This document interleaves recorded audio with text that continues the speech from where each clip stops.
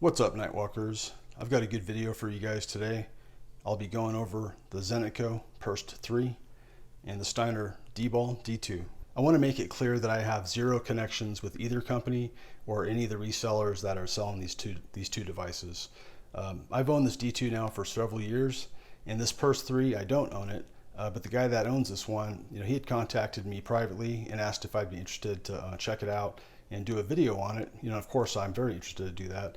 I've seen a lot of good information about these Perst-3s on the AR-15 night vision forum, so having the opportunity to get my hands on one, I was definitely interested to do that.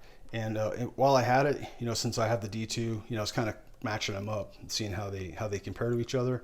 And I really think that this video, going over the Perst-3 and then showing how the D2 compares is going to be very helpful for a lot of guys because they're both priced in about the same price range.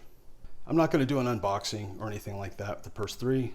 You can watch Zenitco's YouTube channels. They have an English language one if you want to see what it comes with and the packaging and all that kind of stuff. What I'm going to do is just go over the device itself, the features, functionality of it, pros and cons, and then do the same thing about the D2. Compared to the D2, it's smaller and lighter. It does sit up on the rail more so than like an ATPLC, which is more contour to fit on the rail. It hangs off a bit more on both sides compared to even the D2. From this angle you can see where it hangs off on both the left and right sides. And this could be an issue if you want to mount a light up here towards the 1 or 2 o'clock position compared to 3 o'clock on the rail. So just a quick example, with the D2, as you can see, it hangs off a bit on this side, which is the illuminator side of it, but on this side it doesn't hang off as much. So you can get the lights up here in a more of a 1 or 2 o'clock position, which I prefer doing this with my lights because it places the suppressor shadow down towards the bottom left, which this gives me a lot more field of view using the light. Whereas if it's down here towards 3 o'clock, your suppressor shadow's to the left, and that's just a pet peeve of mine. I don't like it. So originally I tried just taking off the D2 and putting the Perst-3 on here, but it won't fit with the light in this position, whereas with the D2 it fits no problem. The first thing that caught my eye is the battery compartment, and this is it here at the the logo or the icon on it, because you need tools. So you're going to need a flathead screwdriver or a small coin or something, to loosen up these screws and gain access to the battery compartment. Really not a big deal for a recreational guy, but if you need to change out the battery in a pretty heated situation, obviously having a threaded battery cap is going to be superior to this. And then here's your windage and elevation adjustment turrets, and it just has these nice protective caps up here that come off pretty easy, pretty standard. The illuminator has windage and elevation adjustment settings, and these are critical because with the laser unit, once you get your pointer zeroed, now you can get your illuminator to match it, so that way your pointer's in the center of your illuminator circle. And now the way you adjust it, on the front of the Perst, you see this little nub. This is actually a tool, and you'll need a little flathead screwdriver to loosen it because it's pretty tight. And then once you unscrew it out of here, as you can see, it's basically just a miniature Allen key.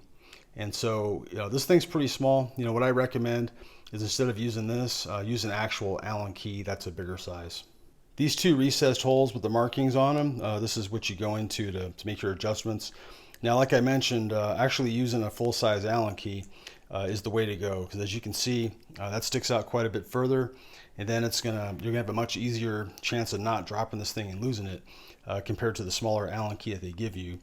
And this is one thing with the Perst I don't like, is the way they zero their illuminator, because obviously, if you're zeroing this thing, that means you're gonna have to have a battery in it. It's gonna have to be hot, so you definitely want to make sure anytime that you're pointing this thing towards you to get the Allen key set inside and all that, that you want to have this thing turned off in the off position. You want to be very careful since now your face is closer to the output of the lasers.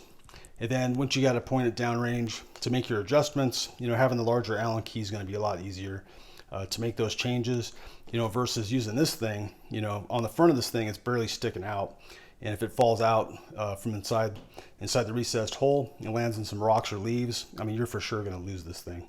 This cap you see here, this is your diffuser, and it actually works really good. So this isn't a protective, solid cap.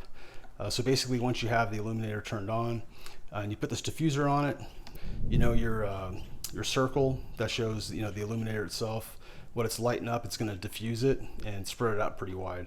And it actually works really good. You know, I'll show you in the videos how it works out. When the illuminator is on high power, this diffuser works excellent. And then the adjustments, you know, you can actually adjust how wide or how narrow you want the illuminator to be, but the adjustments are really small. I mean, you're sitting here and you're turning this thing non-stop to get it to make a change. And to be honest with you, the changes really aren't that major. I mean, you can get it down to a pointer size, but you're not going to use it for a pointer because you got this one. So the widest setting is still pretty small, but it's definitely effective, you know, for I'd say 50 yards and out. But it's definitely a tighter circle, and you'll see that in the videos. Here's the selector lever. This is the off position here. You know, it's all in Russian, but it's pretty easy to figure out, you know, once you have your night vision on, to see these settings here. But so here's off. This is your visible setting, and that's going to be like this particular unit is red. They do have a green version as well, and they have different, you know, high power green and red, I believe. So here's off, and then the next position up, and you'll see this in the video, but that's your IR pointer. And then the next one up from that is illuminator only, you know, which is kind of weird. Most people want to go from pointer to pointer and illuminator, but then the last position up here, that's pointer and illuminator. And so basically just remember that. So, and it's easy to, it's not terrible to manipulate these. Once you're up here in the off position, you know, you can do it with one hand, but the lever is not, it's not the smoothest. So, if, you know, from IR pointer and up, it's not bad to move, but anything down in off or visible position, it's just kind of awkward with your thumb, but it works. And then here's your fire buttons. You got two of them. You got one in the front and one on the top. And I really like these buttons. You know, they don't have any positive click to them or nothing like that. But once you tap them once, it's a constant on.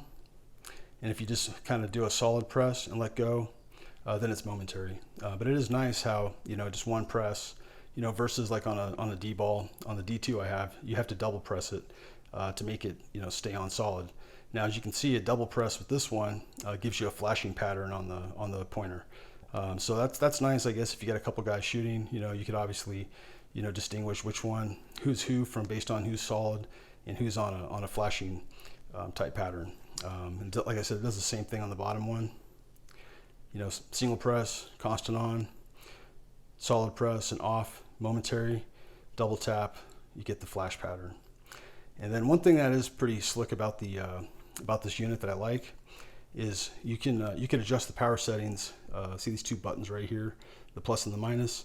So you could turn down your settings for everything. So for example, you know, once I set the pointer on maximum, and then if I switch to illuminator, so let's say I'm here to illuminator, I can actually adjust my illuminator separately. So I can get, you know, a pretty bright full power illuminator and have a low power pointer, or vice versa, you know, both of them full power, however you want to do it.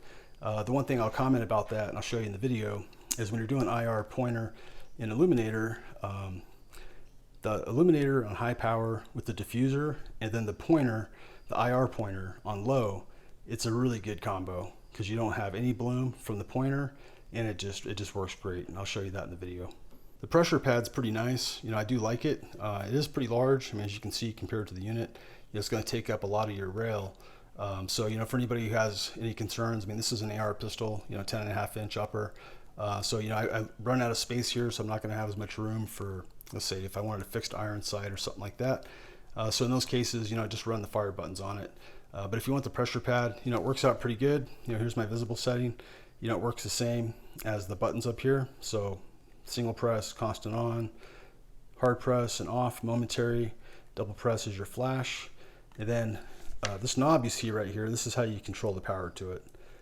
So from what I could tell, the way it works is it only has two power positions. It has high power and low power. That's all I could tell. It seems like it's not like a potentiometer. As you can see, as I rotate it, it just goes to one setting, bright or low. And it's almost like a half click or a half position on the knob. But at least you do have that there, you know, compared to accessing the buttons here on the side. So you do have two ways to do that. The connector for the pressure pad is proprietary to Zenitco or Perst. It is pretty slick in terms of, you know, it's got spring tension here on the connector, so you got to pull this to release it and put it in. You know, and that's pretty handy. So, you know, for example, if you accidentally tugged it, you know, you're not gonna pull this out. Versus like on the D2, you know, if you accidentally tug this thing, it doesn't go in there super tight, so it's pretty easy to pull the cable out, you know, from the laser, or pull the connector out, I should say. It attaches to the rail with this screw right here, you know, Phillips head. So there's no QD functionality on it.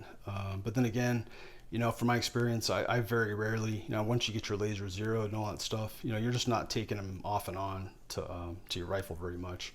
You know, I guess perhaps if you wanted to get the same use, you know, or use the same laser on multiple platforms, you know, the QD function might help. But really, you know, just getting a flathead out and removing this is really no big deal. And then the other plus to having something like this is you're going to get a much more secure clamp on the top of your rail versus the QD. You know, for example, you know, with my D2, with my, you know, DBAL-D2, my QD works really good, but I've seen some guys say online that they've had issues with theirs clamping their rails, you know, very tight and having some looseness issues with it. So far, from what I could tell, once this thing's tight here on the Perst, you know, it's solid. It's not going to move at all. The D2, as you can see, it's pretty massive, you know, compared to the Perst-3 and other lasers. This one's the biggest laser out there, I believe, that you can find in terms of the size, you know, and probably the weight. And that's all mainly due to the illuminator here on the left, which this is an LED-based illuminator. The trade-off to this much size is just having, you know, this powerful illuminator that's civilian legal. And so it's LED based, you know, has this protective cap on it, which it's not a diffuser, you know, it's just a cap that, you know, safety cap to protect it, so you're not accidentally shining it when you don't mean to. Then on the front here, you could adjust the tightness of it, which I'll show you in the videos for, you know, how tight you want it, or how wide. On the wide setting, this thing works really good. You know, it's capable of a much wider setting than the Perst-3 or than any other, you know, laser-based illuminator that's out there. It doesn't have a diffuser like the Perst does and like the PEC-15s and stuff, but you don't really need it as much, in my opinion, because since this is an LED-based illuminator, it does a really good job anyways of having, you know, spillover from the light. Here's the battery compartment with the cap, you know, so unlike the Perst, you don't need any tools. You just can unscrew this thing to swap the battery out. The position of it, you know, you can't really run a front sight post in front of it because you can't get access to the battery. The turrets, elevation adjustment, and windage, they're not protected with caps, so they're exposed, but they are recessed. So as you can see here at this one, it's recessed inside. You know, you're not going to have an issue accidentally knocking your adjustment loose. Here's your protective cover, you know, for the visible and infrared pointers. This thing works pretty good, stays on there. And I believe you can get, you know, pattern generators for these if you wanted to. I know you can get them for the A3s and stuff, so I'm pretty sure you can get the same ones for the D2 if you wanted to. Here's the fire button. Now this is one area that, you know, I can understand some people don't like the D2 because there's no fire button on top. You know, so if you're left-handed, you know, or if you have issues with your thumbs or something like that, you're gonna have to run a pressure pad. Or if you're left-handed, you know, you could take the D2 and flip it at 3 o'clock here, and then you'd have your button here at this position for your right thumb. For me, you know, it's not a bad position for the fire button. You know, this is a pretty similar position to where most people are putting, you know, their flashlights, you know, with the clicks on the back, or even their mod buttons. But me, I always prefer to just use the pressure pad. Now, unlike the Perst, it's only going to be momentary on. With anytime you press it, you have to double click it to get it to be a constant on, which isn't a big deal for me. I mean, pretty much I'm always going to be using it in a momentary type position, especially with the pressure pad, because it's just a natural grip position to run it that way. Now for the selector knob on the D2, it works really good. So they're all marked here, all the positions, but it's pretty instinctive. So the bottom two positions, this is pointer high, pointer low, off, IR pointer illuminator low, IR pointer illuminator high, and then just high illuminator only. Now this last position can be a little bit of a pain in the butt to get it back, but it's not too bad. You know, all the positions here are really easy to access for me compared to the Perst, especially if you're running a pressure pad. I mean, it's just right there. It's just no big deal to go back and forth. The connector, you know, this is a typical Steiner connector, which is pretty universal. So you can get tons of pressure pads. You know, this one's a Surefire, but you can get the tap sync. Unity's going to have, they have their dual lead hot button that's going to be coming out that you could use as well. The only thing is, unlike the Perst, it doesn't have a spring, lock in here. So, you could definitely accidentally knock that out a bit easier than you can with the Perst. The D2 is definitely larger than the Perst-3. In my hand, I could have swore the D2 felt a lot heavier than the Perst-3. But to my surprise, on the scale, and this is set to ounces with the battery installed, 11.8 ounces. And the Perst-3 isn't a whole lot lighter at 11.3 ounces, also with the battery installed. Perst-3 IR pointer on high. When I hit the plate, you can see how much splashback you get back. That's one downside to a full power laser. Now, turning the power down, you can get it down to civilian type, civilian legal type power levels, which is very manageable. And then having it on the low setting, the pointer, and then putting the illuminator on. And I'm just trying to display the different power settings. But with the pointer on low, and then with the diffuser cap on the illuminator, like you'll see up next, it works great. Then after that, I'm going to turn up the illuminator to a higher setting and then put the cap back on. And then, in my opinion, the Perst-3, with the diffuser on it, with the illuminator at the max power setting, and with the pointer at the lowest setting, it's an exceptional way to run this unit for close distance. This target plate is probably 30 to 40 yards away.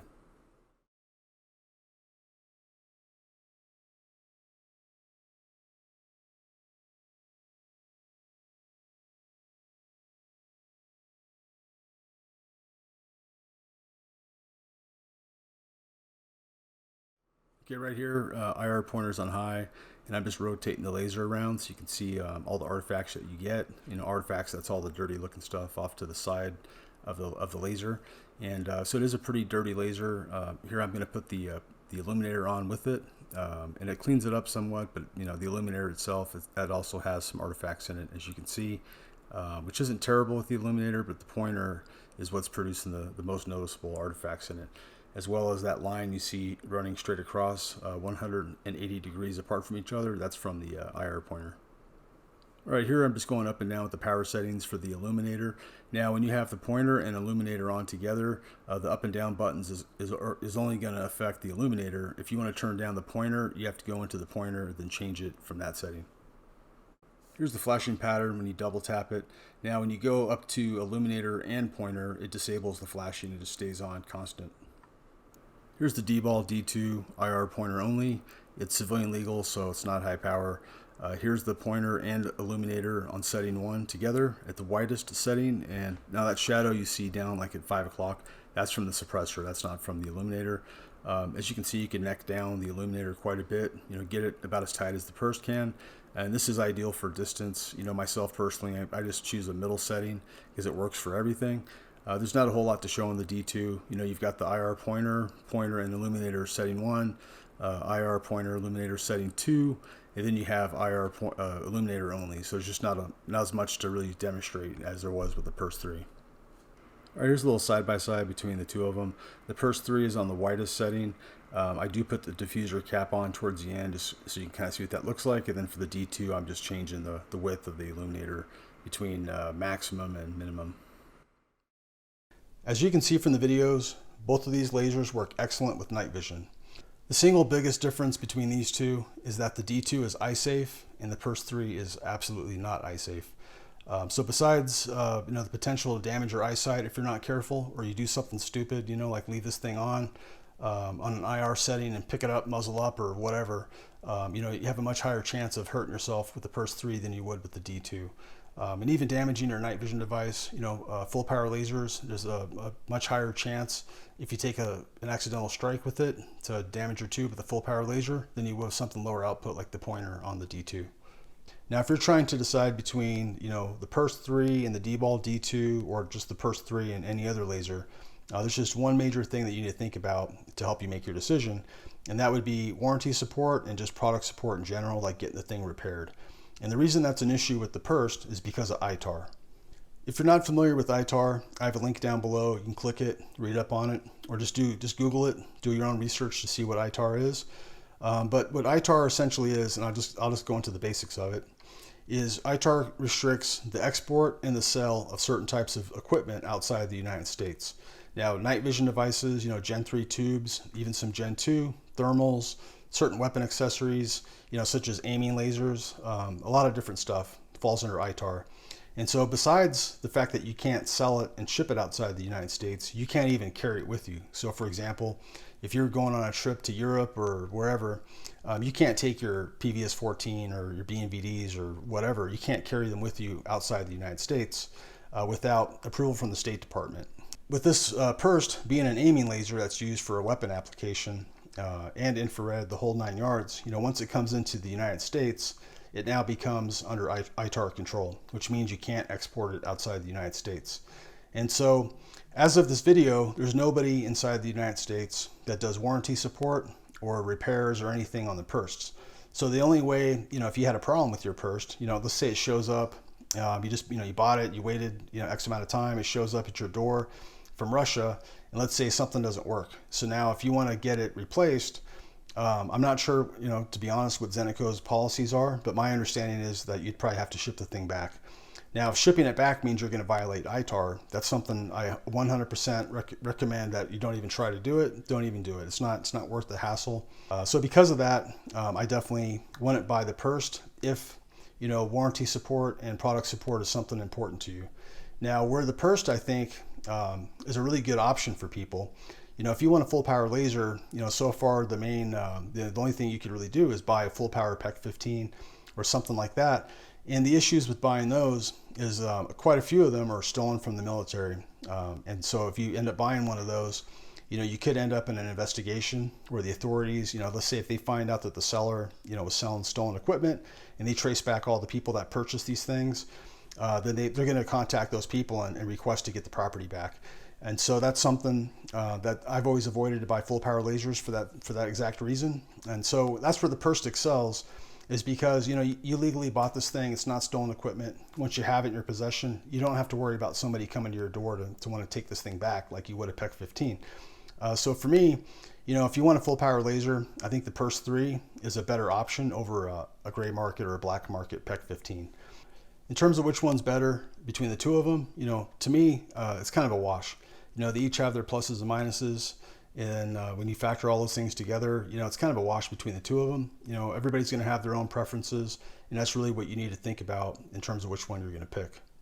I hope this video helped you out. If you have any questions, just put them down below in the comments, and I'll answer them the best I can. Or you hit me up on Instagram as well.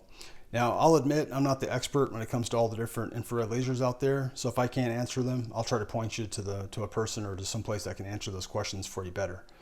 So I hope you enjoyed the video, and thanks for watching.